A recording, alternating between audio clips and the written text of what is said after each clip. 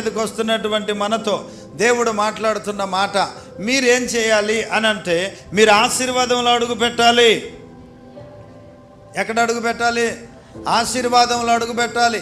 తెలియని వాళ్ళు శాపంలో అడుగు పెడతారేమో. మీకు అన్నీ తెలుసు, నేను తెలియజేస్తున్నాను, మీకు నా వాక్యం ద్వారా తెలియజేస్తున్నాను. ఏది దాచుకోలేదు, ఏది మంచిదో ఏది చెడ్డదో, ఏది చేస్తే ఆశీర్వాదమో ఏది చేస్తే శాపమో, ఏది చేస్తే జీవము ఏది చేయకపోతే మరణమో, అన్నీ కూడా నేను మీకు ఇందులో దాచిపెట్టాను. ఇది మీరు తీసుకుని మీరు మంచిగా చదువుకొని దీని ప్రకారంగా మీరు నిర్ణయం తీసుకోవాలని దేవుడు తెలియజేస్తున్నాడు. దేవునికి స్తోత్రం.